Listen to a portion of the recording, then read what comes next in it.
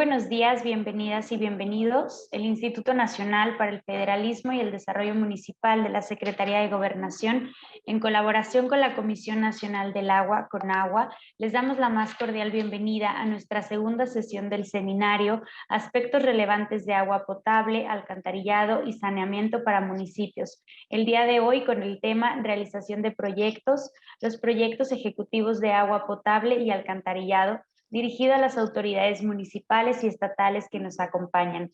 Agradecemos el interés de estar nuevamente aquí con nosotros. Es un gusto para el INAFED compartir este espacio de diálogo. Esperamos este tema sea de su utilidad. A nombre del INAFED me permito transmitir un saludo afectuoso por parte de nuestro titular, el licenciado Ignacio Valle Fernández, y me permito presentar a mi compañero, el maestro Ignacio Bonilla López, director de Asistencia Técnica y Desarrollo Regional.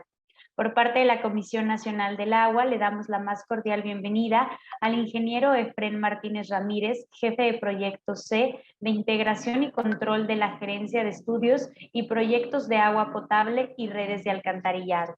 A continuación, me permito cederle el uso de la voz a mi compañero, el maestro Ignacio Bonilla, para dar inicio con el mensaje. Adelante, por favor. Muchas gracias, Andrea. Muy buenos días tengan todas las personas que nos siguen en esta sesión que corresponde precisamente a la segunda sesión de este seminario en materia de aspectos relevantes de agua potable, alcantarillado y saneamiento para municipios.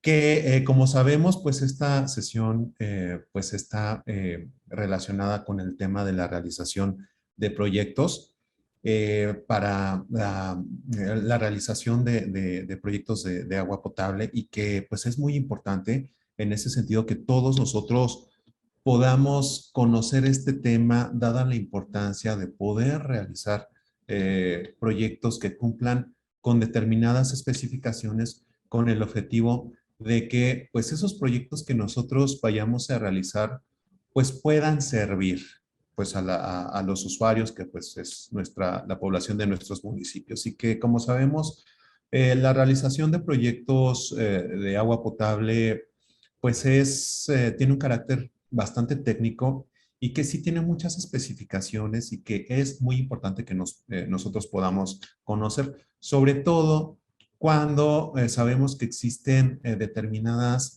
reglas de operación, por ejemplo, el caso de las reglas de operación del ProAgua, y que nos dice de manera muy específica cuáles son esas características que se deben de cumplir para poder presentar proyectos ante la instancia, ante Conagua. Entonces, en ese sentido, pues sí es muy importante que nosotros podamos conocer todos los aspectos necesarios para poder desarrollar esos proyectos que nos permitan a nosotros el poder atender necesidades específicas de nuestra población derivados de una problemática muy específica que exista y que a partir de esa identificación de necesidades, esa identificación de una problemática, entonces estemos en condiciones de poder elaborar un proyecto que además pueda ser financieramente viable y por supuesto técnicamente viable. Entonces, pues es muy importante que nosotros podamos conocer todos esos aspectos y pues en ese sentido,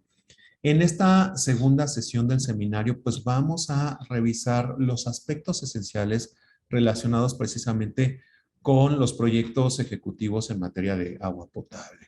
En ese sentido, pues también nosotros queremos agradecer la participación de Conagua, que como sabemos, pues es una instancia que ha estado participando de manera muy activa con nosotros, a todos nuestros compañeros de Conagua, a su director general Mario Esparza, pues les agradecemos por este espacio, ese tiempo que se dan para estar con nosotros y pues poder seguir con este seminario, que como sabemos, esta es la segunda sesión de 7 y pues muy importante señalar que pues se dará una constancia de este seminario, pero sí es muy importante que podamos estar presentes en estas sesiones para que puedan contar con esa constancia.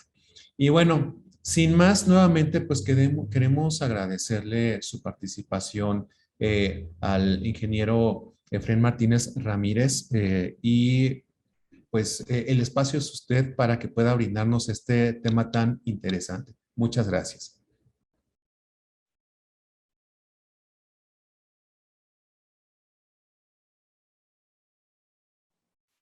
Agradece. Adelante, por favor. Muchas gracias. Pues muy buenos días a todos. Me voy a permitir presentarles alguna información que les va a permitir realizar proyectos ejecutivos en materia de agua potable, alcantarillado, saneamiento y proyectos pluviales. Permítanme.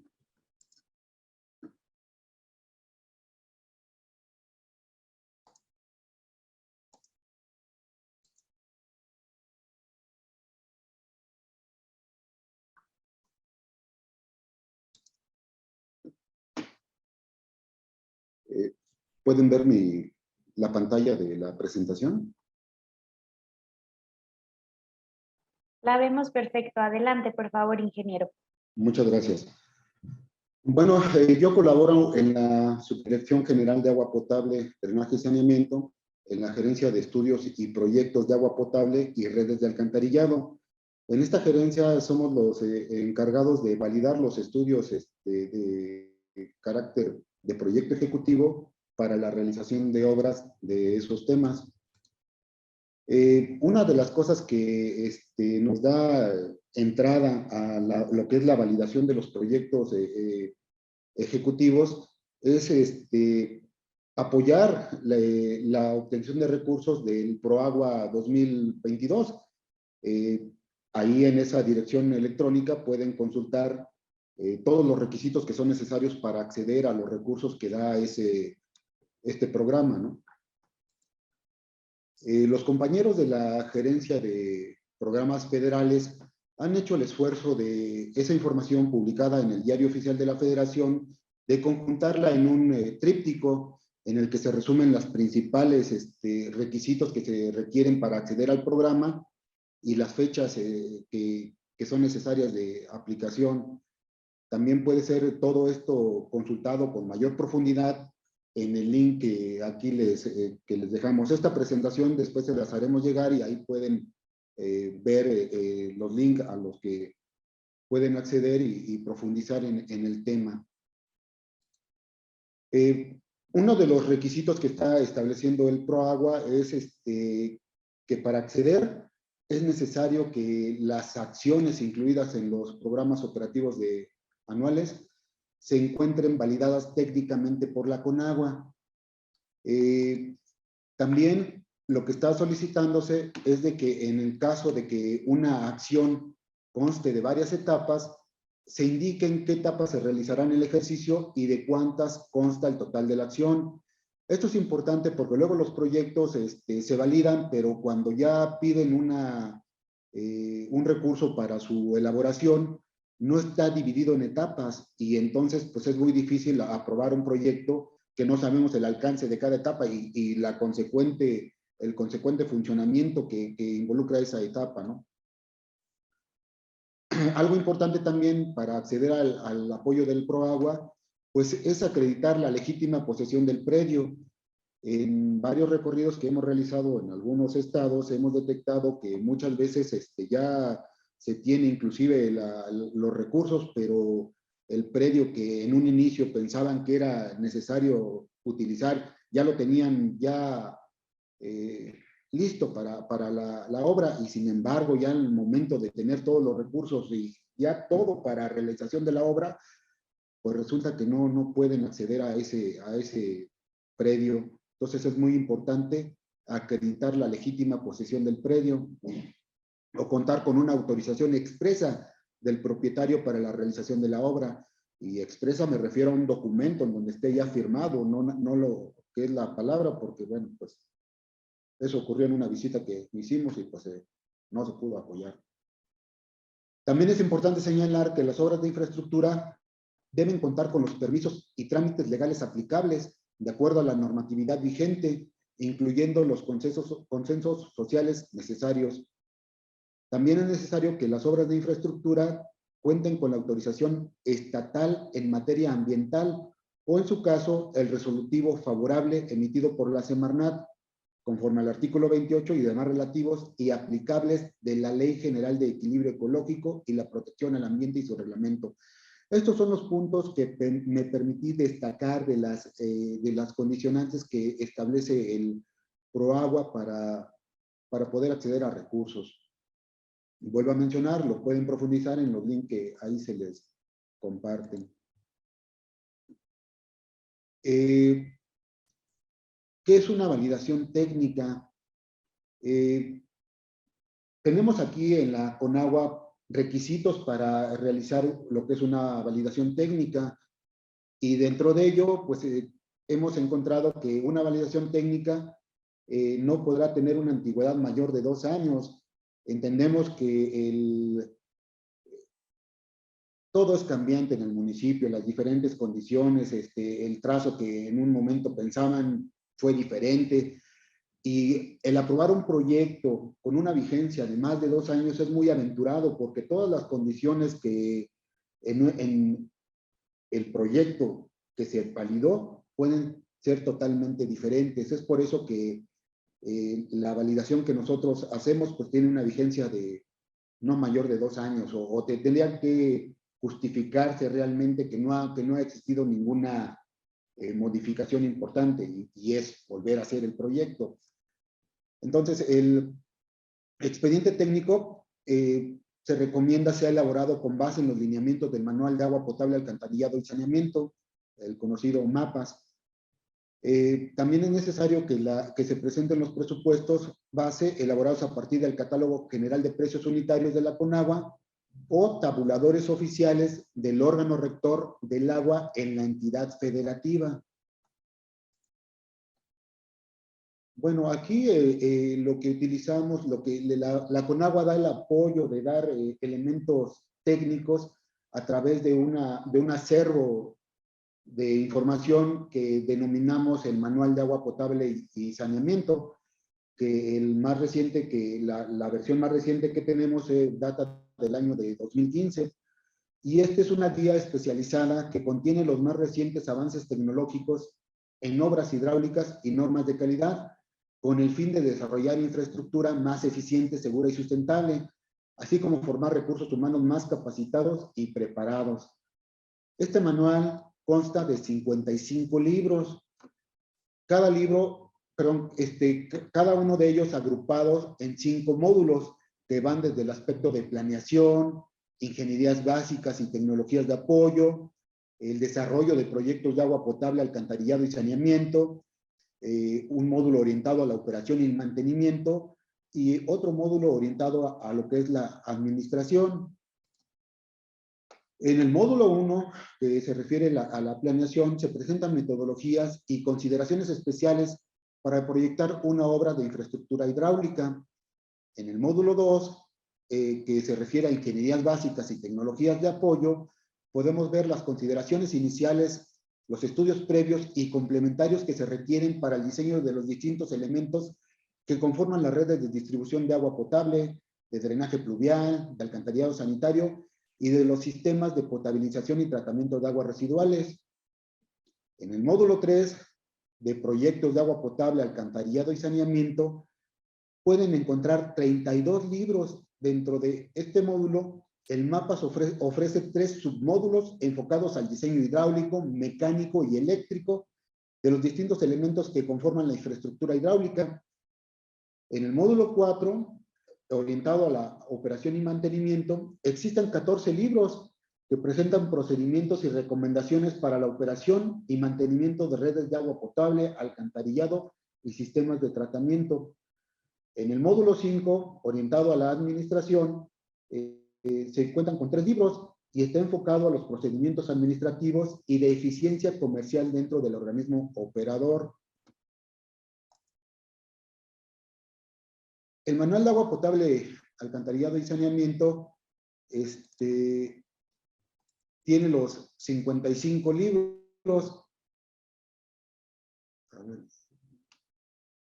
El libro 1, que se refiere a la integración de un organismo operador. El 2, orientado a metodologías de evaluación socioeconómica y estructuración de proyectos de inversión. El 3, establecimiento de medidas preventivas de seguridad y diseño de obras de protección de la infraestructura de agua potable en situaciones de emergencia. El número 4, que son los datos básicos para proyectos de agua potable y alcantarillado. En el número 5, podemos ver los estudios técnicos necesarios para proyectos de agua potable, alcantarillado y saneamiento, orientados a la topografía y mecánica de suelos. En el número 6, orientados a lo que es el diseño estructural. El 7, se tratan obras de captación superficiales. En el libro 8, tenemos la captación por medio de pozos profundos. El número 9, sistemas de medición del agua, producción, operación y consumo. El número 10 está orientado a conducciones. El 11, a fenómenos transitorios en líneas de conducción. El 12, a diseño de redes de distribución de agua potable. En el número 13 podemos ver lo que es la modelación hidráulica y calidad de agua en redes de distribución. El número 14, que es muy importante y que les da base a todos los proyectos que pueden ustedes solicitar validación, es el de proyectos ejecutivos. El número 15 es el cálculo, estudio y diseño de instalaciones mecánicas. En el 16, instalaciones eléctricas. En el número 17 podemos ver la selección de equipo y materiales electromecánicos. El 18, instalación y montaje de equipo electromecánico. El 19, orientado a proyectos de drenaje pluvial urbano. El 20, a alcantarillado sanitario. El 21, a sistemas alternativos de alcantarillado sanitario. En el 22 podemos ver la aplicación de fuentes de energía renovable en las plantas de tratamiento de aguas residuales municipales. En el 23, la desinfección para sistemas de agua potable y saneamiento. En el 24, diseño de plantas potabilizadoras de tecnología simplificada. En el 25, introducción al tratamiento de aguas residuales municipales. El 26 se refiere en el aspecto de las PETAR al pretratamiento y tratamiento primario. El 27 de lagunas de estabilización. El 28 de reactores anaerobios de flujo ascendente. El 29 de filtros anaerobios de flujo ascendente. El 30 orientado a humedales artificiales. El 31 a zonas rurales, periurbanas y desarrollos ecoturísticos. El número 32, el tratamiento y disposición de lodos. También en el 33 podemos ver los procesos de oxidación bioquímica con biomasa suspendida. En el 34, los procesos de oxidación bioquímica con biomasa fija. En el 35, procesos avanzados con fines de reuso. En el número 36 podemos ver los tratamientos no convencionales. El número 37, el saneamiento básico. En el 38, alternativas tecnológicas de tratamiento de aguas residuales para la recarga artificial de acuíferos. En el libro 39 podemos ver la mejora de eficiencia física. En el 40, la rehabilitación de pozos. En el 41, pues se refiere a la eficiencia energética, uso eficiente y ahorro de la energía. En el 42, mantenimiento y reparación de tuberías y piezas especiales. En el 43, puesta en servicio, operación y mantenimiento de equipo y materiales electromecánicos. En el 44, la operación y mantenimiento de redes de alcantarillado. En el 45, la evaluación rápida de plantas potabilizadoras. En el 46, operación y mantenimiento de las PETAR. En lo que se refiere a pretratamiento y tratamiento primario. En el 47, la operación de las lagunas de estabilización. En el 48, la operación de lagunas aireadas. En el 49, la operación y mantenimiento de procesos anaerobios. En el 50, operación y mantenimiento de tratamiento y disposición de lodos. El 51, la operación y mantenimiento de lodos activados. El 52, operación y mantenimiento en cuanto a lo que se refiere a filtros rociadores. El 53 habla de la mejora de la eficiencia comercial. En el 54, estructuras tarifarias. Y en el 55, cultura del agua. Como pudieron ver, hay 55 libros orientados a temas que frecuentemente pueden ustedes tener necesidad de atender, y todo este acervo está ya en la web. Ahí se les está poniendo la liga en la cual pueden acceder. No es necesario ninguna inscripción ni nada, es libre. Le dan el link y aparecen 55 libros a los que pueden ustedes acceder dependiendo de la necesidad que tengan. ¿Qué es una validación técnica? La validación técnica es el resultado aprobatorio otorgado por la dirección de la CONAGUA tras la revisión de un proyecto conforme a los criterios de diseño aplicables establecidos en manuales, normas, recomendaciones y lineamientos. Toda la plática que les voy a dar está basada en hacer uso del Manual de Agua Potable, Alcantarillado y Saneamiento, el MAPAS. Pero la validación técnica se basa tanto en manuales, normas, recomendaciones y lineamientos que pueden ser obtenidos de otras fuentes. Sin embargo, la CONAGUA ha hecho el esfuerzo de conjuntar la mayor información en el MAPAS. ¿Qué es un proyecto ejecutivo? De acuerdo a la Ley de Obras Públicas y Servicios relacionados con las mismas, en el artículo 2, en el apartado 9, establece que el proyecto ejecutivo es el conjunto de planos y documentos que conforman los proyectos arquitectónicos y de ingeniería de una obra, el catálogo de conceptos, así como las descripciones e información suficientes para que ésta se pueda llevar a cabo. En su título segundo de la planeación, programación y presupuesto, en su artículo 24, establece que para la realización de obras públicas se requerirá contar con los estudios y proyectos, especificaciones de construcción, normas de calidad y el programa de ejecución totalmente terminados, o bien, en el caso de obras públicas de gran complejidad, con un avance en su desarrollo que permita a los licitantes preparar una proposición solvente y ejecutar los trabajos hasta su conclusión en forma ininterrumpida, en concordancia con el programa de ejecución convenido. Y pues todo esto es responsabilidad de los servidores públicos que autoricen el proyecto ejecutivo. Aquí lo que quiero resaltar es de que hay una definición de qué es un proyecto ejecutivo.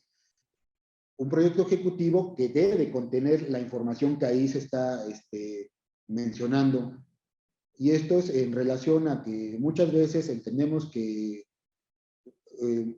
ustedes necesitan realizar obras atendiendo una necesidad de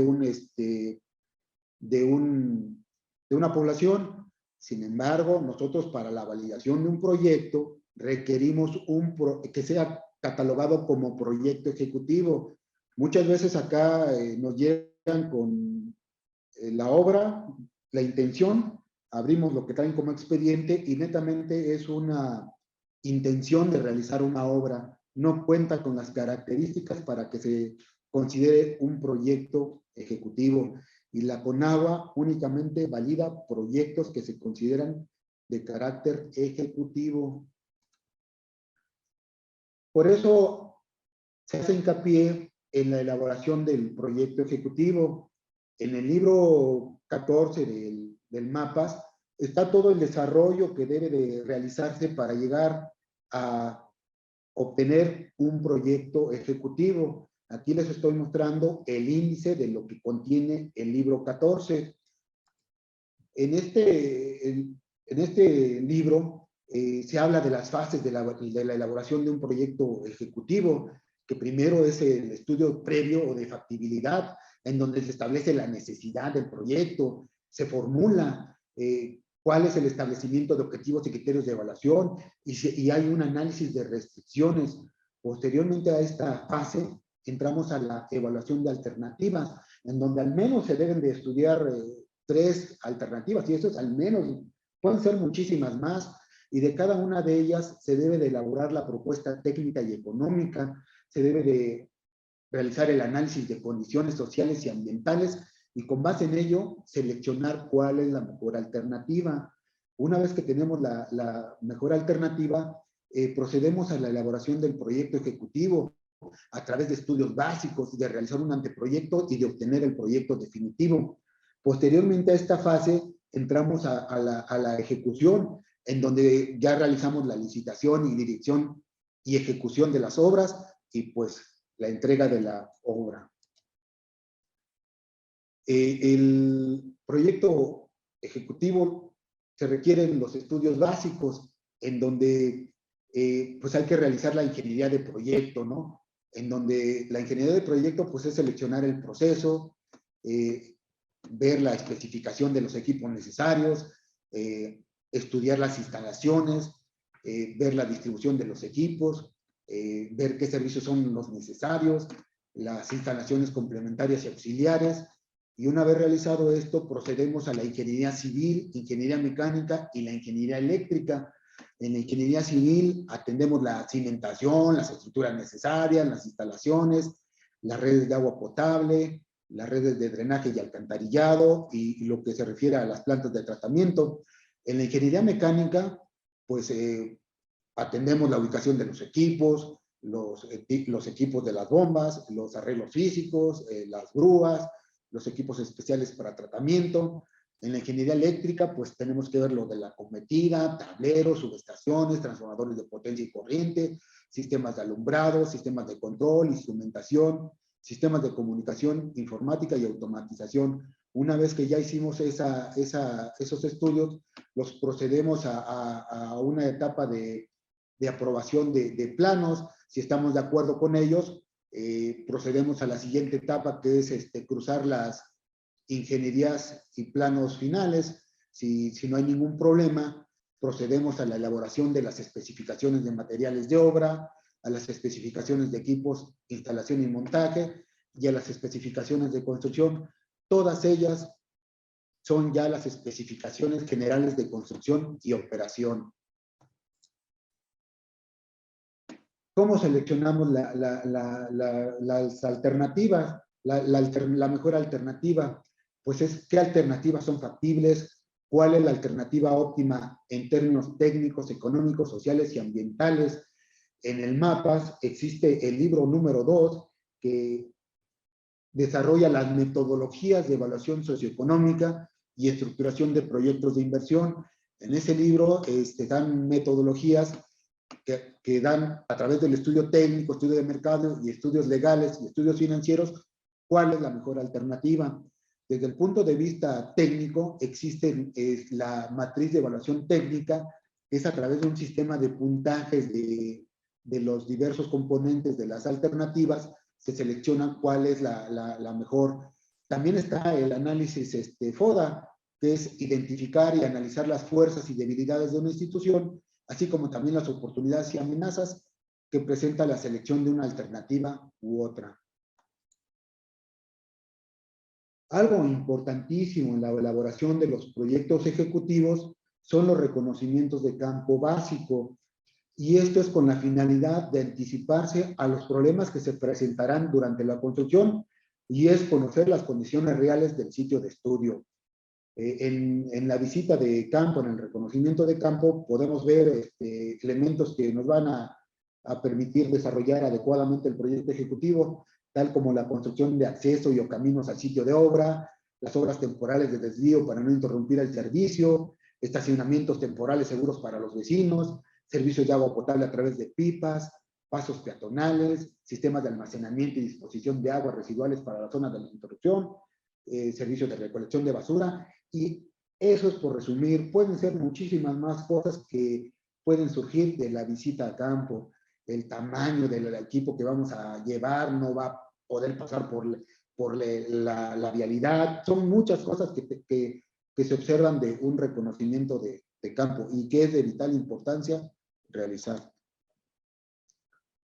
Algo muy importante en los proyectos ejecutivos son lo que son las obras inducidas. Y una obra inducida es toda aquella infraestructura existente en el sitio, como pueden ser las instalaciones eléctricas, las instalaciones de telefonía fija y la infraestructura urbana.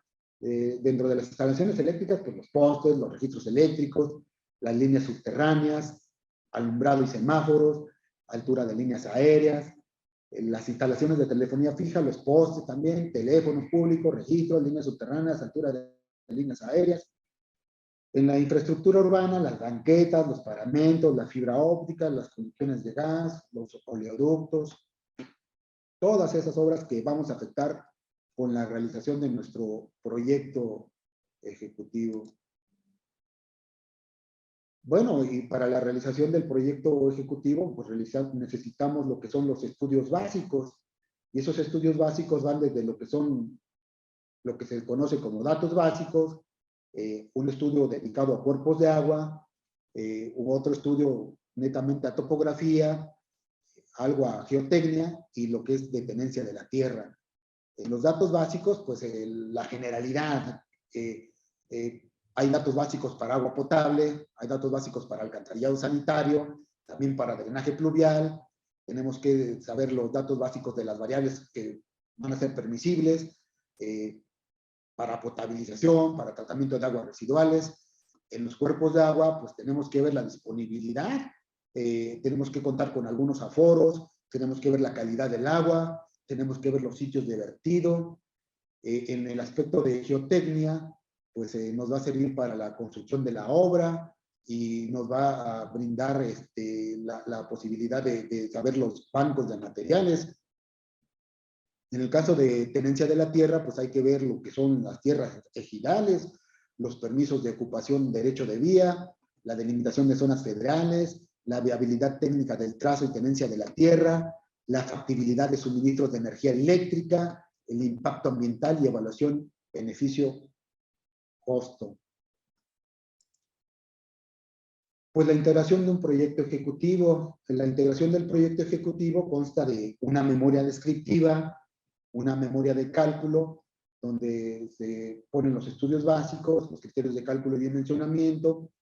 Debe de contarse con planos de proyecto a una escala adecuada.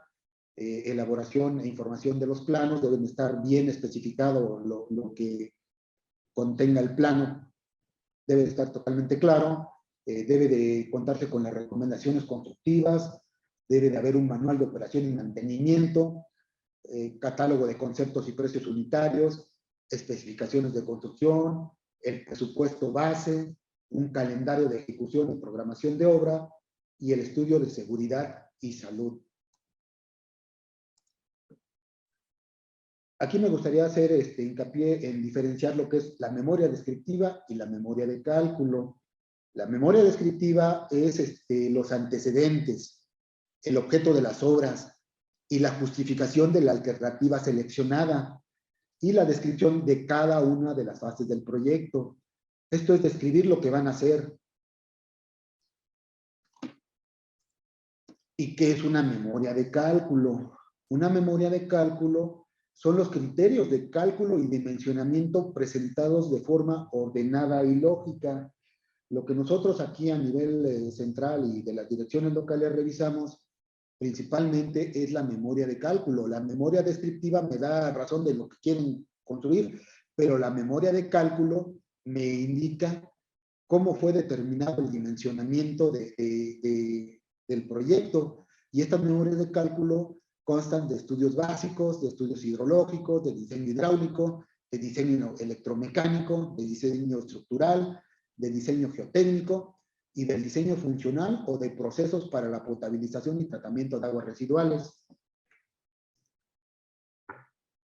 En cuanto a lo que son los proyectos de agua potable, en MAPAS hemos agrupado las fases de lo que es el desarrollo de los proyectos de agua potable en lo que es captación, y en MAPAS tiene el libro 7 que se dedica a obras de captación superficiales, en el 8 captación por medio de pozos profundos, en el 15 se habla de cálculo y estudio, diseño de instalaciones mecánicas, en el 16 de las instalaciones eléctricas, todo esto orientado a la captación. En las estaciones de bombeo, en el libro 15 pueden encontrar cálculo, estudio y diseño de las instalaciones mecánicas, y en el 16 de las instalaciones eléctricas.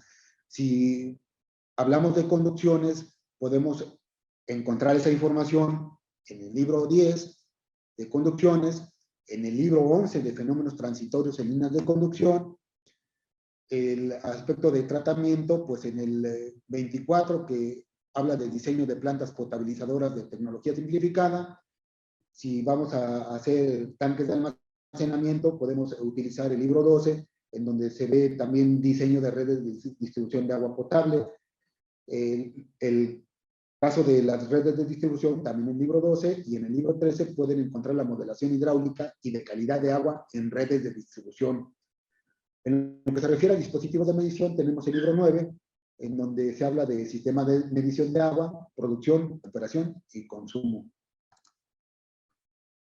En los proyectos de alcantarillado, en lo que se refiere a las redes de alcantarillado, pues tenemos el libro 20, refiere el alcantarillado sanitario, en el 21 sistemas alternativos de alcantarillado sanitario, el tratamiento, su módulo de potabilización y sistemas de tratamiento de aguas residuales, los libros del 25 al 36, ahí podemos ver todo lo que se refiere a tratamiento.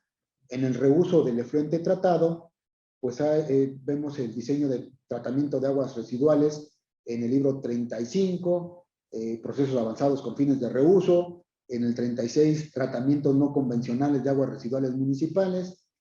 En lo que se refiere al manejo y disposición de los lodos, en el libro 32 podemos ver el diseño de plantas de tratamiento de aguas residuales municipales, tratamiento y disposición de lodos. En lo que se refiere a la descarga, pues es necesario justificar las características de los elementos que la conforman. Y algo importante es determinar el régimen legal de las aguas y usos de las tierras afectadas. En el aspecto de proyectos de drenaje pluvial, tenemos un libro orientado a ello, que es el libro número 19, Drenaje Pluvial Urbano. Aquí cabe señalar que, como recordarán, les he mencionado que el manual de agua potable fue realizado en el año 2015, fecha en la que con la información que se contenía en ese momento, fue editado.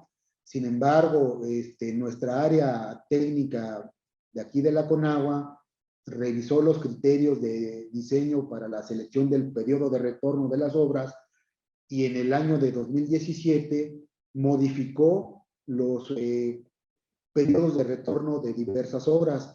Entonces, el libro 19, a pesar de que habla del desarrollo de proyectos de drenaje pluvial, no está actualizado. El libro 19 se complementa con el memorando BO 7616, que fue girado el 13 de septiembre de 2017, en donde se modificaron los periodos de retorno para la selección del diseño de las obras de drenaje pluvial. Los planos de proyecto. Los planos de proyecto, pues, deben de contar con información suficiente para evitar que el constructor recurra a la memoria técnica. Deben de estar bien especificados las unidades, las cantidades de obra, los datos de proyecto, la simbología, etcétera. Deben de tener la configuración, ubicación y orientación física de la obra. Debe demostrar la delimitación de terrenos, ubicación, restricción de obras inducidas y obras adicionales. Hay planos generales y particulares. Y lo más importante, lo que queremos resaltar es de que haya concordancia con la memoria de cálculo.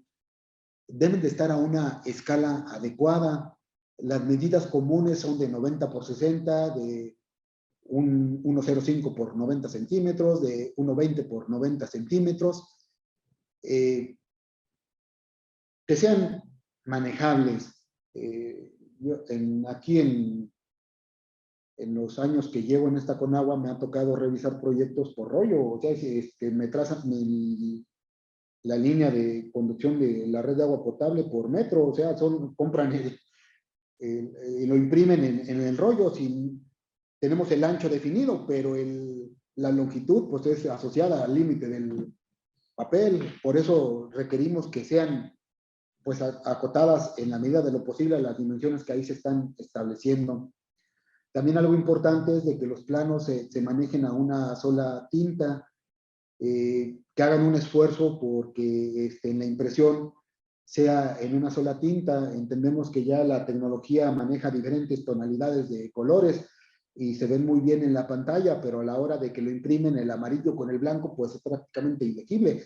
Es importante que hagan un esfuerzo porque en la medida de lo posible sea a una sola tinta y sean totalmente legibles. El proyecto ejecutivo también debe de contar con recomendaciones constructivas, y esto es que el proyectista debe de realizar una serie de recomendaciones para los procesos constructivos y de instalación de equipos. Estos deben ir de forma resumida en el área de notas de los planos y de forma detallada con esquemas, tablas y fotografías en un documento adjunto. Pues aquí nada más la recomendación es de que sean en forma resumida en el área de notas de los planos y que haya un documento en donde sí se especifique claramente todo lo que se requiera, ¿no? El proyecto ejecutivo debe de contar con un manual de operación y mantenimiento. En él se debe de establecer el detalle de operación y mantenimiento de las obras. Debe de haber una asignación de tareas y sus costos y los recursos que serán empleados. Debe de haber establecer los costos anuales de operación y mantenimiento.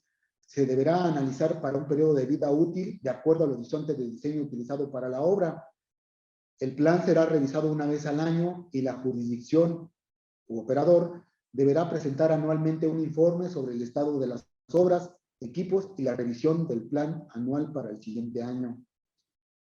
Aquí está ya establecido que luego nos llevamos la sorpresa de que el pozo ya no cuenta con ciertos equipos, que está dañado, que todo eso ya debe de estar bien identificado, porque a través del manual de operación y mantenimiento tenemos bien identificado qué es lo que pasa con nuestro proyecto, ¿no? También debe de haber un catálogo de conceptos para el presupuesto, y la Conagua ha hecho un esfuerzo para conjuntar un catálogo de conceptos, el cual pone a disposición en esa dirección electrónica. Y aquí cabe señalar que estos análisis contemplan condiciones medias y generales, por lo que deben ser considerados únicamente con fines presupuestales. En su versión 2022 lo pueden obtener en esa liga que ahí pueden acceder, y ahí pueden obtener precios para terracerías, agua potable, alcantarillado, obra civil, perforación de pozos, instalaciones, herrería, vidrería, pintura, para suministros, para acarreos y fletes, y para rehabilitación. Para conocer el alcance de cada concepto del catálogo, tenemos lo que son las especificaciones de construcción, y la Conagua también tiene las especificaciones de construcción. Están conjuntadas en un documento denominado Especificaciones Generales para la Construcción de Sistemas de Agua Potable y Alcantarillado. Si ustedes quisieran conocer el alcance de cada uno de estos, de cada concepto, pueden dirigir su petición a los ingenieros José Manuel Mira Gutiérrez, al ingeniero Alejandro Vega Morales o al ingeniero José Alfredo Hernández Salgado, cuyos correos electrónicos se les ponen ahí, o dirigir una comunicación por vía teléfono a ese número y a esas extensiones. A ver, cabe mencionar que esto es de la Conagua, pero como se mencionó al principio, también podemos aceptar los precios y especificaciones, pero de la entidad federativa, del órgano rector en la entidad federativa del Estado. Eso es lo que también podemos aceptar en cuanto a lo que es el presupuesto. Bueno, aquí recordar que el presupuesto base está íntimamente ligado con el calendario de ejecución y programación de la obra. La programación de la obra, en el aspecto más sencillo de realizar, pues es a través de un diagrama de Gantt, ¿no? Donde se establece el concepto y se establece la duración y cuándo se va a realizar. Algo muy importante en la realización del proyecto ejecutivo es un estudio de seguridad y salud, que generalmente pues no lo vemos realizado, pero lo que sí vemos son las noticias de trabajadores que han perdido la vida por características que no fueron tomadas en cuenta, y no fueron tomados en cuenta porque no existe su estudio de seguridad y salud, y esto es con la finalidad de enfrentar los riesgos. Debe de estar contenido en el programa de construcción de la obra y debe de tener costos de implementación que deben de estar contenidos en el proyecto ejecutivo, en el presupuesto del proyecto ejecutivo. Debe de contar con un plan de seguridad y salud en el trabajo. Todo esto debe estar acotado a las normas de la Secretaría de Trabajo y Previsión Social para las condiciones de seguridad e higiene en el trabajo. Y el jefe de obra o residente de obra es responsable de su implementación y aplicación. Para el estudio de seguridad y salud, pues es necesario investigar el reporte de accidentes de trabajo y enfermedades ocupacionales. Hay que tener una estadística de accidentes y enfermedades ocupacionales. Hay que calificar a las empresas contratistas.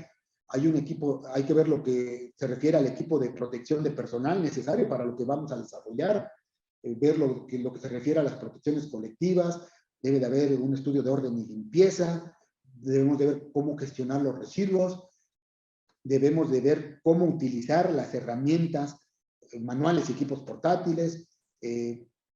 Tenemos que ver el trabajo en espacios confinados, ver lo que va a ser el almacenamiento y manipuleo de materiales, la protección de trabajos con riesgo de caídas, el uso de andamios, manejo y movimiento de cargas, las excavaciones, la protección contra incendios y trabajos de demolición.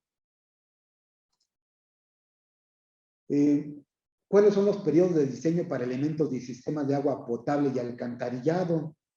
Bueno, pues dependiendo del tipo de elemento que vayamos a realizar, pues en el mapa se encuentran cuáles son los recomendables. Por ejemplo, en el caso de una fuente, pues el periodo de diseño es de 10 a 50 años, en el caso de un pozo de 10 a 20 años, en un embalse hasta 50 años, cuando, bueno, pues ahí es relativo, pues vemos que nuestras presas ya van más de 100 años y todavía las seguimos ocupando. En la línea de conducción, pues de 20 a 30 años, la planta potabilizadora de 10 a 20 años, más el crecimiento modular que pudiera tener. En la estación de bombeo de 10 a 20 años, también más el crecimiento modular, el tanque de 10 a 20 años, la distribución primaria de 10 a 20 años, la secundaria en función de la saturación, también la red de atarjeas, los colectores, el colector y el emisor de 10 a 20 años, y la planta de tratamiento de 10 a 20 años, más el crecimiento modular. Bueno, aquí están que es el consumo de agua potable, ¿no? Hay que diferenciar entre lo que es el consumo y la demanda. El consumo es la cantidad de agua potable que utilizan los usuarios sin considerar las pérdidas en el sistema. El consumo está, el consumo es función de la región, del clima, de las costumbres y de la actividad. Hay consumo de residencial, consumo doméstico de agua, perdón, en la clase media, consumo doméstico para la clase popular, el consumo para comercial, industrial y público.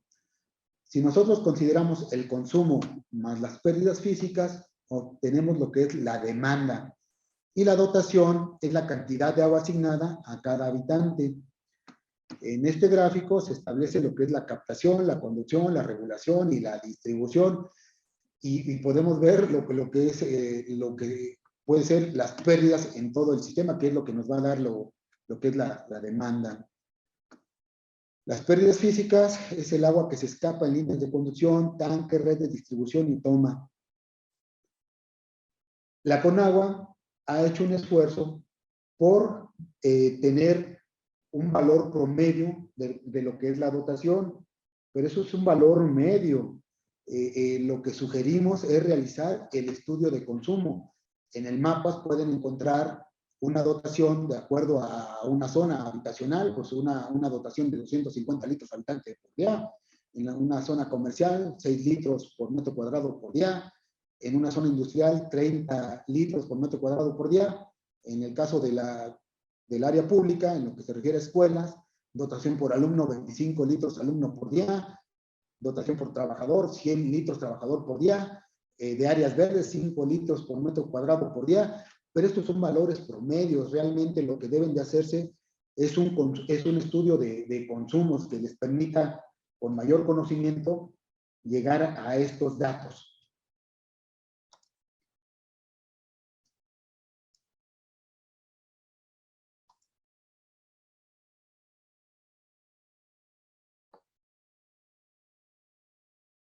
Algo muy importante son lo que son las pérdidas físicas. La Conagua, a través de los años, ha hecho estudios y encontró esto que se está resumiendo aquí, que en un estudio de pérdidas en 21 sistemas de distribución en el país, se arrojó que hay un 38% de pérdidas, de los cuales el 26% son en tomas domiciliarias, el 10% en red de distribución y el 2% asociado a errores de medición. A nivel internacional, Alemania tiene en promedio un 8% en pérdidas, Dinamarca un 9%, Francia un 25%, Italia un 27%, Inglaterra un 29%, y México nos vamos al 38% de pérdidas. A nivel ciudad, Tokio tiene un 3.5% de pérdidas, Los Ángeles el 9%, Moscú un 10%, Tijuana un 19%, París un 20%, Londres un 26% y Monterrey un 28%. Cuando no exista información, se puede considerar un valor del 40 al 50% del volumen suministrado. Es un valor muy, muy alto, pero bueno, esas son las condiciones que tenemos en México. Se puede aspirar a reducir el porcentaje de fugas entre 1 y 2% anualmente. En el mediano plazo, las fugas pueden ser del orden del 30% y con programas intensivos al 20%.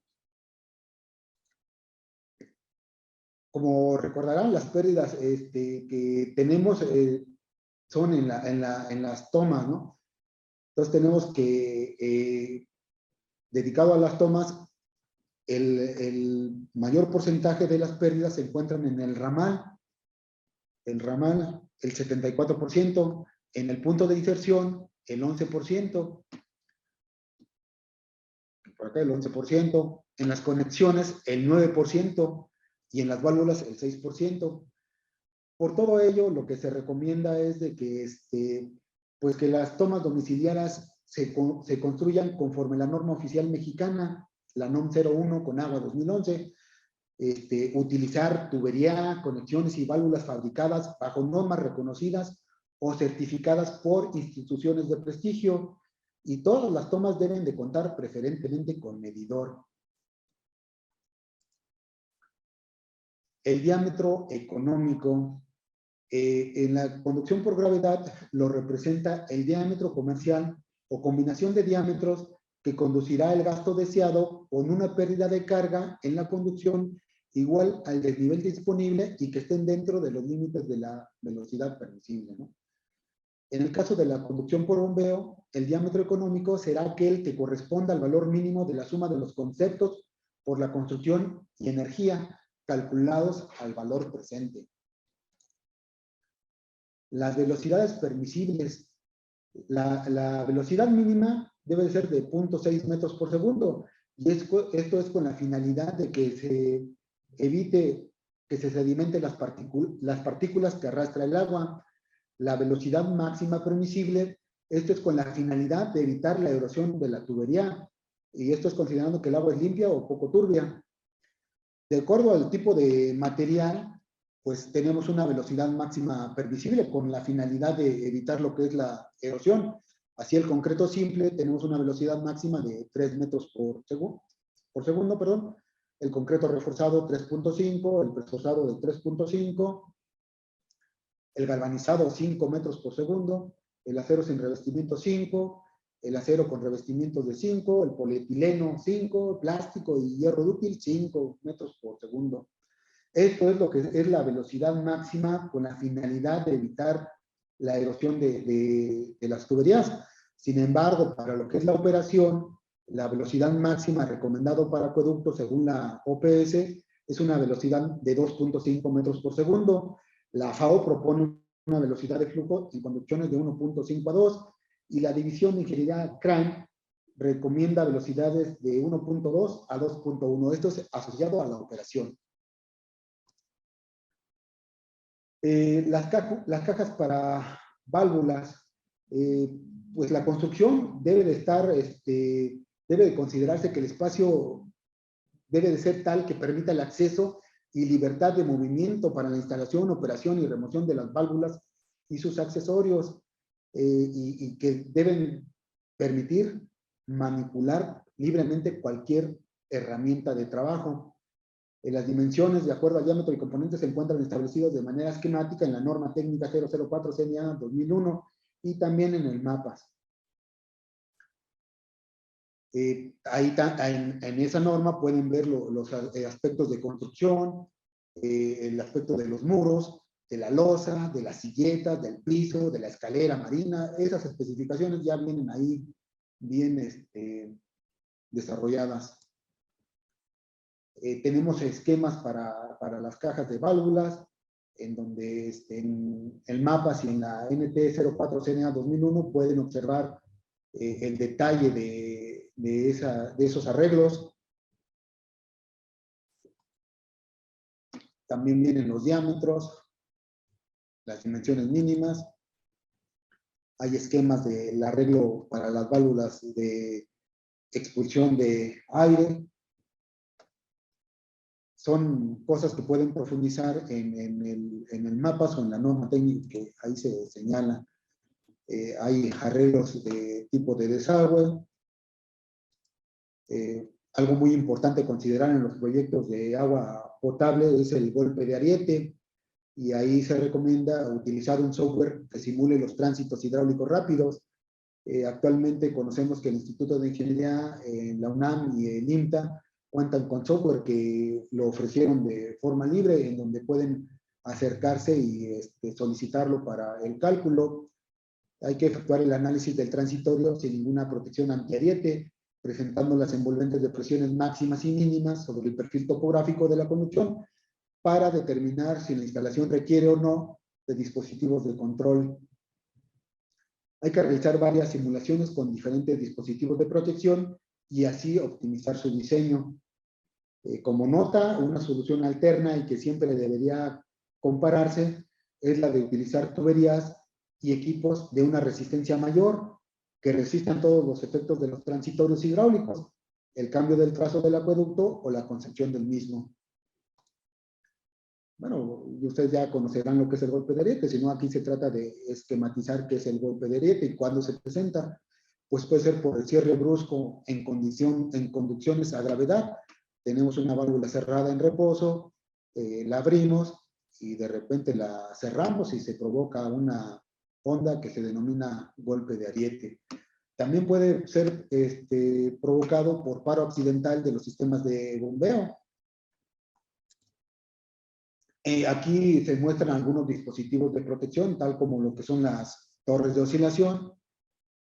Tenemos también las cámaras tenemos este dispositivo que son los tanques unidireccionales. Son los tanques unidireccionales. Tenemos lo que son las cámaras de aire. Y tenemos también dispositivos de control que son las válvulas, que son aliviadoras de presión, reductoras de presión o de rápido alivio de presión, ¿no? Algo muy importante a considerar en los proyectos de agua potable es la sectorización. Y esta aparece como una alternativa que permite dividir las grandes redes de distribución en sectores aislados que facilitan su operación y control. Para la sectorización, pues hay que realizarla en etapas. La primera es un catastro del sistema de distribución de agua potable. Hay que definir los puntos de alimentación y posibles interconexiones controladas para eventualidades. Hay que entrar a la etapa de diseño e implementación de un sector piloto, incluyendo las válvulas de seccionamiento y los mecanismos para el control de las presiones, la medición de gastos de alimentación, así como la variación diaria de la demanda. Hay que realizar la calibración de un modelo de simulación hidráulica con base en las mediciones del punto anterior. Hay que ajustar el proyecto piloto a partir de la modelación, controlando las presiones, midiendo los gastos y evaluando la relación entre presiones y fugas. Hay que ampliar la experiencia piloto a 2 o 3 sectores más. Con los resultados obtenidos puede evaluarse el proyecto integral de sectorización con una muy buena aproximación sobre los costos y los beneficios que pueden esperarse, así como los tiempos necesarios. Como recomendación, pues hay que considerar de 1 a 5 sectores por cada 100 hectáreas, cada kilómetro cuadrado. En zonas de alta densidad de población, los sectores pueden ser de 10 a 15 hectáreas. Para definir el tamaño de los sectores, deberá ajustarse a la geometría de la red, sobre todo a la adaptación de las condiciones de operación actuales y la facilidad de contar con un punto de suministro, aunque siempre será prudente contar con una alimentación de respaldo, aunque ésta se mantenga cerrada. Otra recomendación es que hay que minimizar las variaciones de presión de servicio al interior del sector.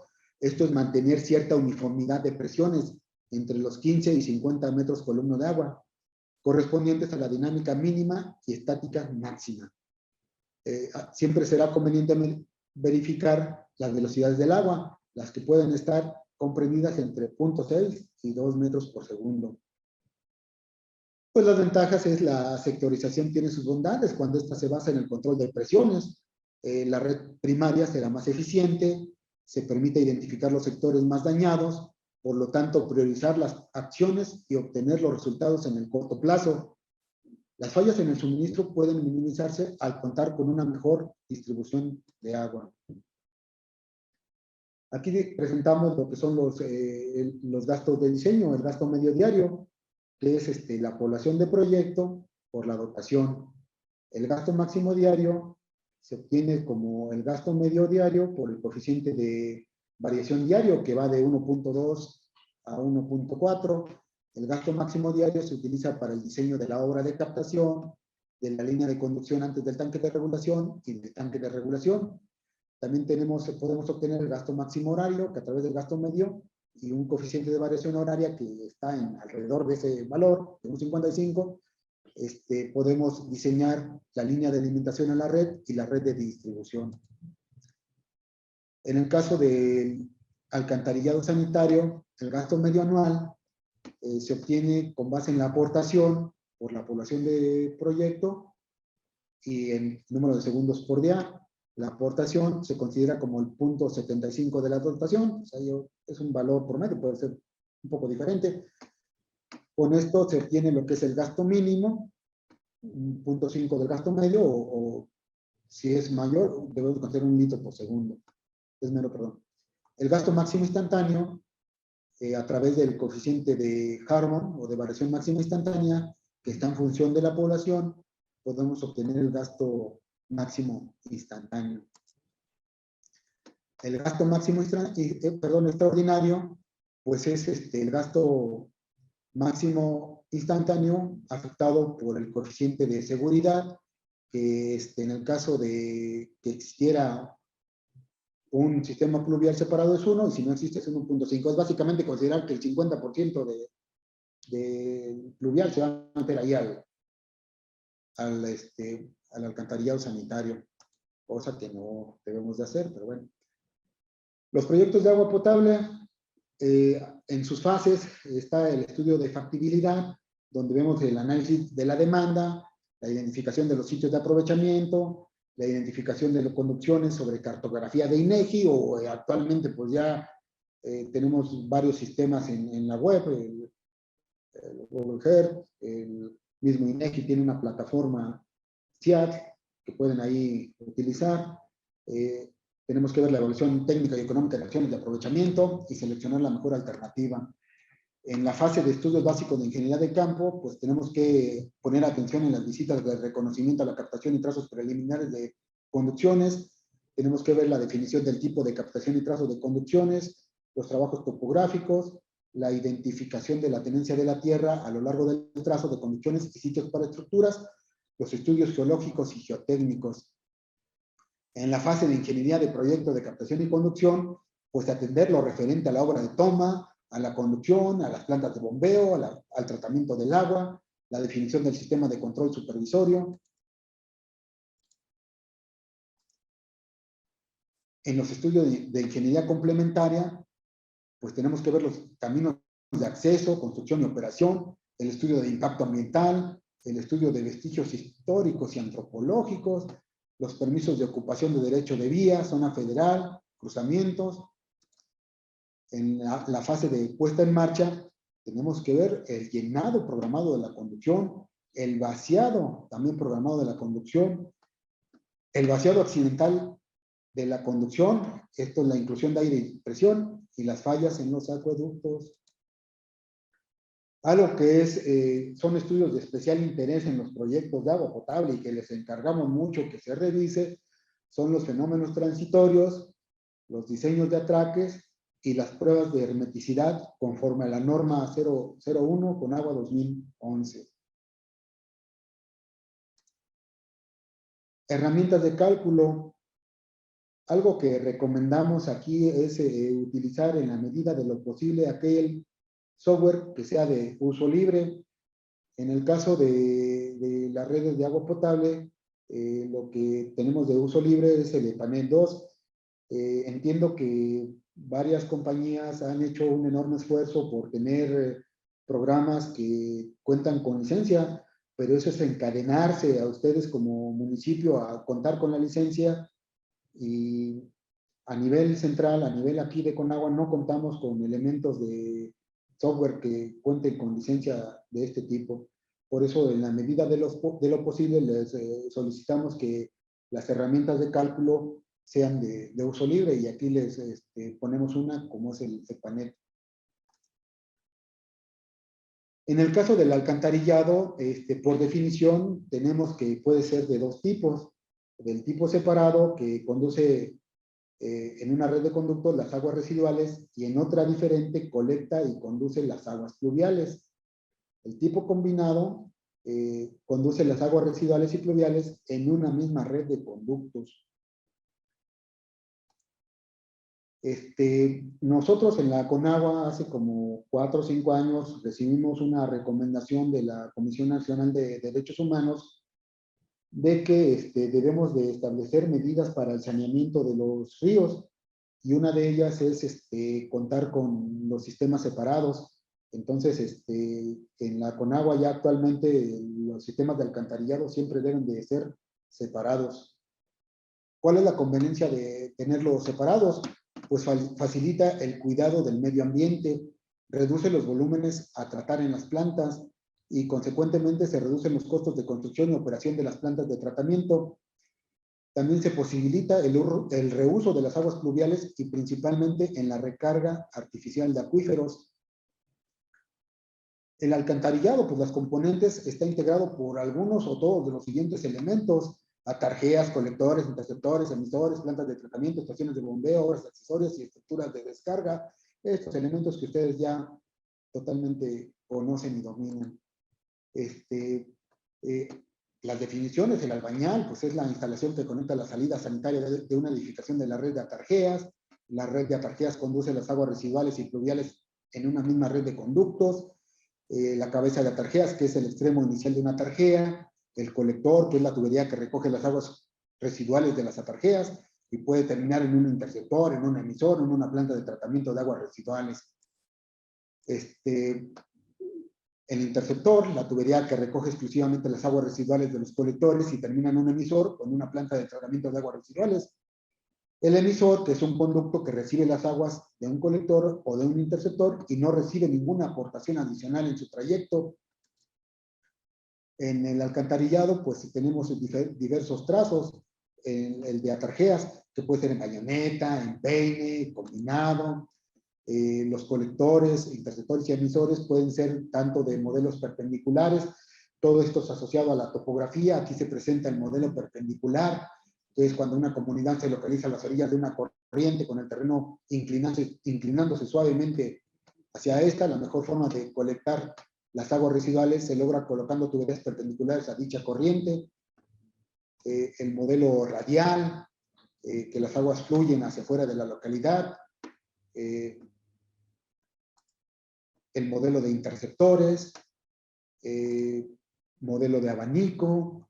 Todo esto es ya aprovechando la topografía que se presenta en su zona, conociendo el sitio, pueden tratar de correlacionarlo con algunos de los modelos que ahí se tienen ya caracterizados y utilizar alguno de ellos.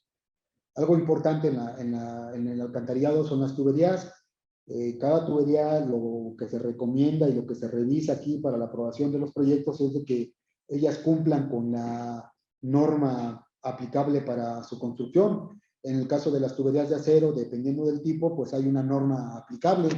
Si es sin costura, está la norma NMXB 177 o la ASTM-A 53A, donde se especifica cuál es su sistema de unión, las longitudes de los tramos. Pongan el tipo de tubería de acero y adecúen o verifiquen que cumpla con la norma correspondiente. En el caso de las de concreto, pues si fuera simple, hay que cumplir con la NMX C401, si fuera reforzado, la C402, en el caso de poliéster, la NMXC 254.1, la NMXC 254.2, son normas que debemos de verificar que la tubería que vayan a emplear cumplan con ella. Es algo importantísimo que la tubería cumpla con las normas. En el caso de PVC, dependiendo del tipo de tubería, pues está la norma aplicable y los diámetros que pueden utilizar. Aquí es hacer hincapié que la tubería debe de cumplir con una norma para su construcción. Algo importante a considerar en los sistemas de agua potable y alcantarillado es la vida útil. Y también en el manual de agua potable se establecen la vida útil. Por ejemplo, en el caso de pozo, en lo que se refiere a obra civil, va de 10 a 30 años, en el equipo electromecánico de 8 a 20 años, en la línea de conducción de 30 a 40 años, la planta potabilizadora en la obra civil, 40 años, el equipo electromecánico de 15 a 20 años, la estación de bombeo en lo que es la obra civil, 40 años, el equipo electromecánico de 8 a 20 años, el tanque elevado de 20 años, superficial de 40, la red de distribución primaria de 20 a 40 años, la red de distribución secundaria de 15 a 30 años, la red de atarjeas de 15 a 30 años, colector y emisor de 20 a 40 años, la planta de tratamiento en el aspecto de obra civil, 40 años, y el equipo electromecánico de 15 a 20 años. Todo ello también se debe de considerar el estudio de factibilidad. Esto es una tabla preliminar, pero todo proyecto debe de estar asociado a un estudio de factibilidad y en ese también se establecen ya con mayor detalle pues cuál es la vida útil real que podemos esperar de la obra que estamos planteando construir. En el diseño hidráulico del alcantarillado, pues tenemos lo que son las velocidades permisibles y básicamente la velocidad mínima es de 0.3 metros por segundo y la velocidad máxima puede ser hasta de 5 metros por segundo dependiendo del tipo de material que utilicemos. Si consideramos la teoría del tirante normal y el diámetro de la tubería, podemos establecer lo que son las pendientes mínimas que se deben de utilizar, que están en función de estas velocidades mínimas que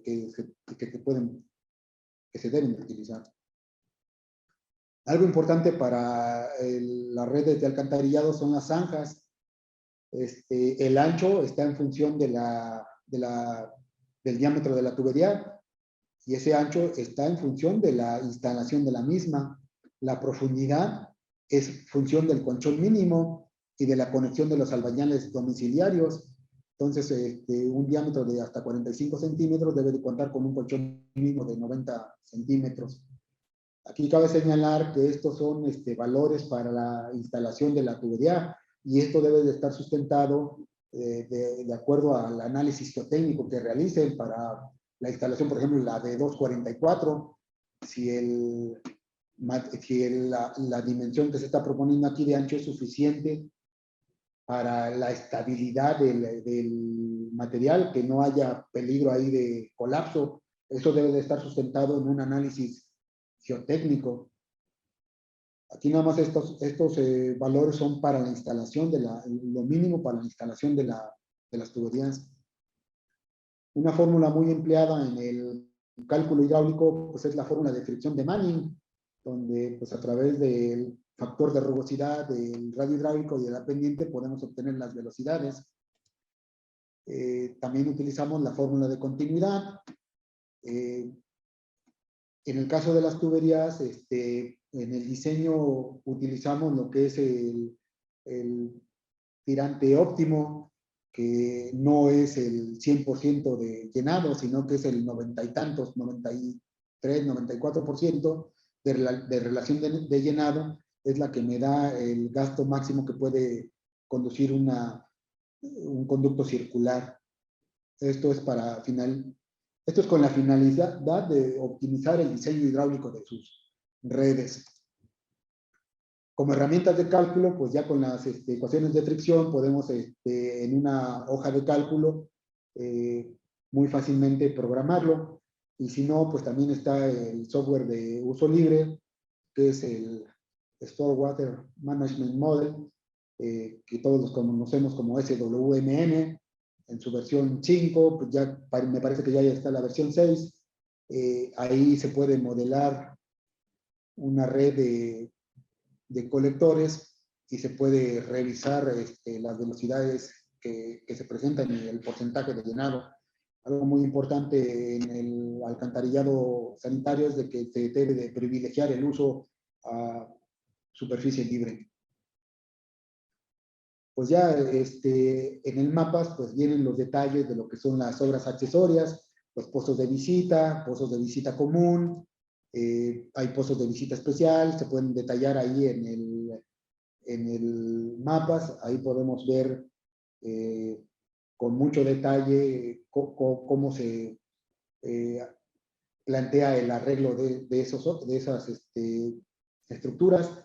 También se habla ya de pozos de visita prefabricados. Aquí por el tiempo y solo se están presentando los comunes. Entiendo que ya la tecnología ya cuenta con pozos ya prefabricados de diferentes materiales. Y bueno, aquí nada más se estaba presentando los comunes, ¿no? También hay detalles de obras accesorias, tal como el caso de un pozo caja de flexión, donde se especifican dónde utilizar, hasta dónde puede ser utilizado, la fricción en este caso hasta 45 grados. Hay detalles de pozo caja, hay recomendaciones de en qué diámetros utilizar. Algo importante pues son la separación máxima entre pozos, y entiendo que esto está asociado al equipo que se utiliza para darle mantenimiento y limpieza. En tuberías de 20 a 60 centímetros podemos tener hasta 125 metros de separación entre los pozos. En tuberías de 76 a 1,22, 150 metros. En tuberías de 1,52 a 2,44, 175 metros. Esto es muy importante y muchas veces se pasa desapercibido. En recorridos de campo al estado de Hidalgo, pues detectamos obras que no cuentan con pozos de visita. Está nada más el proyecto ahí de entubamiento, embovedamiento, y no hay acceso al mismo para darle mantenimiento. Entonces es muy complicado de llevar su mantenimiento, ¿no? También hay detalles de estructuras de caídas, un pozo de caída libre, en donde se permiten caídas hasta de 40 centímetros. Hay detalles de pozo con caída adosada,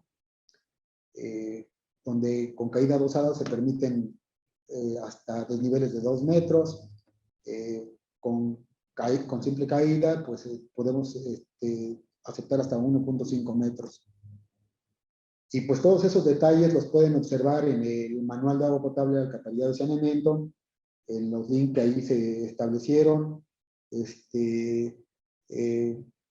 La finalidad de esta charla fue hacer hincapié en que la CONAGUA valida proyectos que se denominan de carácter proyecto ejecutivo, y mi recomendación es de que atiendan lo especificado en el libro 14, que es el desarrollo de un proyecto ejecutivo.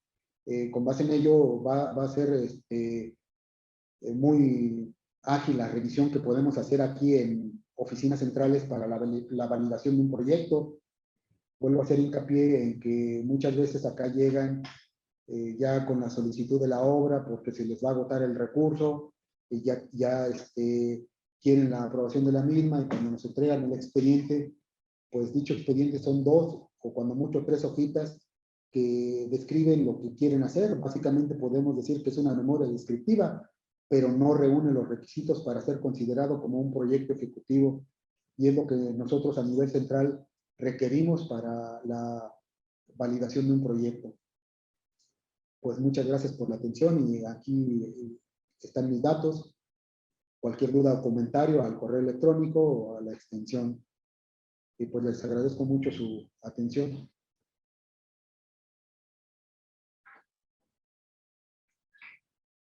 Agradecemos la exposición por parte del ingeniero Efrén Martínez, y a continuación me permito cederle el uso de la voz a mi compañero el maestro Ignacio Bonilla.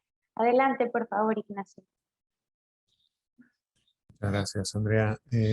Pues antes que nada, muchas gracias, ingeniero Efrén Martínez, por su muy valiosa presentación. Yo creo que este es uno de los aspectos más importantes que hay que tomar en cuenta al momento de gestionar recursos, en términos generales, recursos federales, de los programas que cuentan con reglas de operación, y en términos específicos de los programas de Conagua, ¿verdad? Porque esto último que usted comentaba, pues yo creo que es una realidad que es bastante común, que es precisamente que derivado de la falta de conocimiento de las reglas de operación, los proyectos que se integran generalmente son proyectos que están incompletos, que les falta algún tipo de estudio en particular, o incluso pues documentación muy básica, ¿no? Y que pues es importante que se pueda tomar en consideración todo esto para que se puedan presentar correctamente los proyectos, y que pues sea más fácil que sean aprobados por la instancia federal correspondiente, en este caso Conagua. Porque pues también es cierto que pues la necesidad de recursos de parte de los municipios pues es muy grande, y obviamente pues esos recursos son escasos, y entonces en la medida en la cual pues nosotros estemos en condiciones de poder presentar proyectos que cumplan con todo lo establecido en las reglas de operación, pues será más factible que estos puedan ser aprobados por Conagua, y de ahí que se pueda hacer la aprobación del recurso correspondiente. Entonces, bueno, ahí una invitación pues es en primer término pues identificar esas necesidades que existen en sus municipios, para que los proyectos que se hagan pues estén relacionados con esas necesidades, porque también otra de las cuestiones es que a veces pues se quieren desarrollar proyectos sin atender a una necesidad muy concreta. O sea, se tiene una noción, pero no se tiene de manera muy certera conocimiento de cuál es el problema que se pretende atender, ¿no? O incluso en ocasiones es la situación de que se identifica una falta de algo sin que necesariamente esté vinculado a la solución de la problemática, y obviamente pues nos vamos a poder satisfacer la falta de eso. Entonces pues también es una de las cuestiones, ¿no? Que por ejemplo cuando se trabaja con metodología marcológica pues es una de las primeras cosas que se plantea, ¿no? O sea, plantear correctamente los problemas. Y es ahí donde debemos empezar, ¿no? Ir en orden, comenzar en una primera fase, pues identificando cuál es esa problemática y cómo la solución que se está planteando va a satisfacer esa problemática, y sobre todo pues esa necesidad que existe de la población. Entonces, bueno, sí ir en partes. Sabemos que el desarrollo de proyectos pues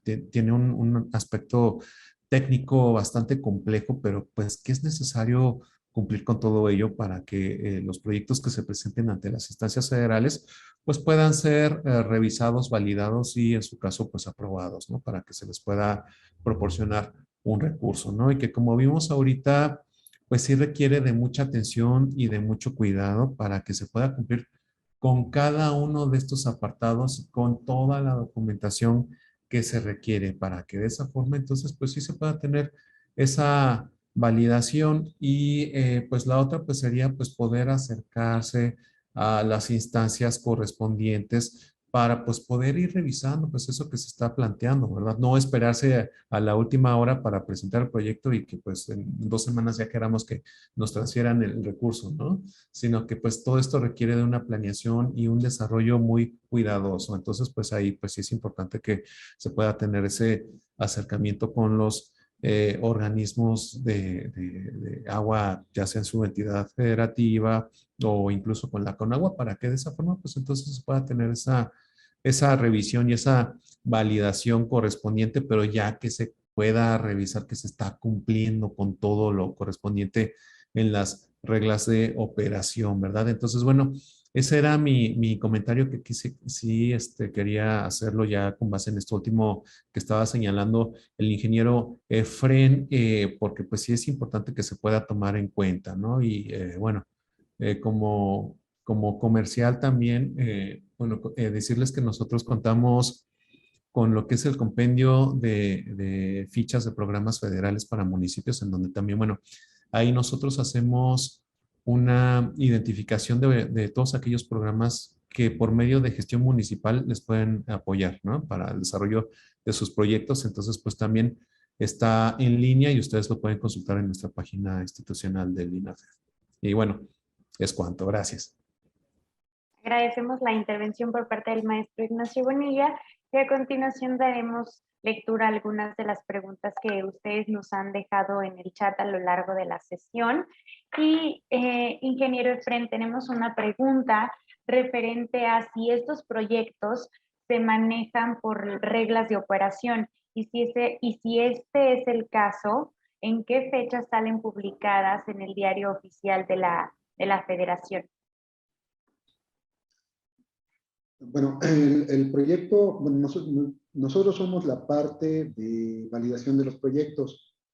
Entiendo que para que puedan acceder al proyecto, al apoyo del ProAgua, debe de estar ya validado. Y eso es lo que hacemos nosotros, la validación.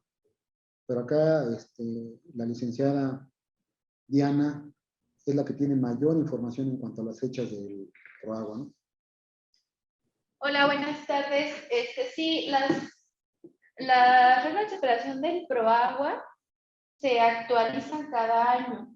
Generalmente incorporamos criterios dependiendo de cómo vayamos viendo el desarrollo de la operación, del ejercicio fiscal y sobre todo de las necesidades que vayan surgiendo tanto en los estados como municipios y prestadores de servicios y organizaciones comunitarias.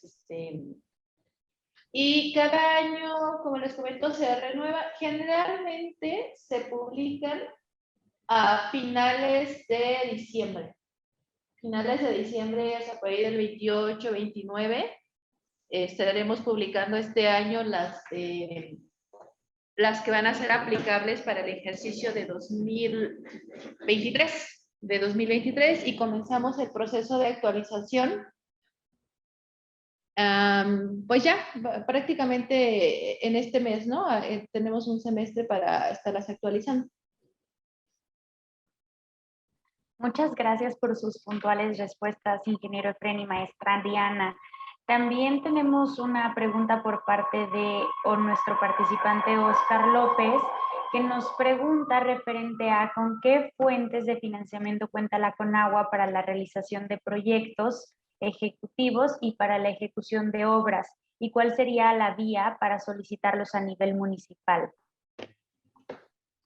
Sí, el financiamiento para los proyectos ejecutivos también tenemos una parte, un porcentaje de lo que se asigna a cada estado en lo que se notifica, digamos, a inicio de año para que se puedan financiar por el ProAgua. Es un porcentaje, digamos, del total de lo que tenemos en el estado, ¿no? Obviamente, quienes quieran hacer algún proyecto ejecutivo financiado, pues tiene que entrar a, digamos, a este paquete de obras o de proyectos de cada estado para que se haga la priorización correspondiente. Y en cuanto a qué otras fuentes de financiamiento tenemos, pues está el ProAgua, también está el programa de devolución de derechos y el programa de saneamiento de aguas residuales, que es el ProSanear, o sea, PRODER y ProSanear, ¿no? Como los conocemos por sus acrónimos. Y a través de estos programas también se pueden financiar este tipo de obras, ¿no? Obviamente cada programa pues tiene su marco normativo que especifica qué tipo de obras o de acciones son las que se financian.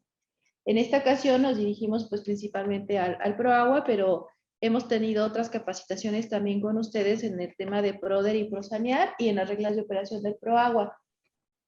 Y esos serían básicamente los tres principales que maneja la Conagua. Muchas gracias, maestra Diana. También tenemos un comentario de nuestro participante Juan Manuel Lozano vía Facebook que nos dice: interesante la aplicación del software al diseño de la red. Interesante sería que Conagua imparta un seminario de proyectos ejecutivos. Pues lo consideraremos y en la medida de lo posible, pues se planteará esa posibilidad. Sí, podría hacerse, y te paso, me aviento un comercial del programa de capacitación que tenemos de Escuela del Agua. Escuela del Agua es aplicable a todos los estados que están participando en ProAgua. Y dentro de estos programas de capacitación tenemos un catálogo muy amplio de aproximadamente 120, vamos a cerrarlo, de cursos de capacitación. Y hay varios que son de proyectos, de estructuración de proyectos. Yo a los municipios les invitaría a que se acerquen a sus comisiones estatales, que generalmente son las ejecutoras, para que conozcan cuáles son los cursos que se van a impartir en sus estados y puedan participar en ellos. Y sobre esto en específico que nos piden, pues claro, se podría coordinar ya con ustedes quizá más en corto, ¿no? Muchísimas gracias, maestra Diana, ingeniero Efren. Y también aprovecho para agradecer la participación de las autoridades municipales y estatales que nos acompañan y que nos han dejado sus comentarios y sus preguntas. De todas formas, si bien ustedes tienen alguna pregunta o tienen alguna inquietud, con todo gusto nosotros podemos atenderle y darle ese puntual seguimiento o hacer esta vinculación con nuestros colegas de Conagua.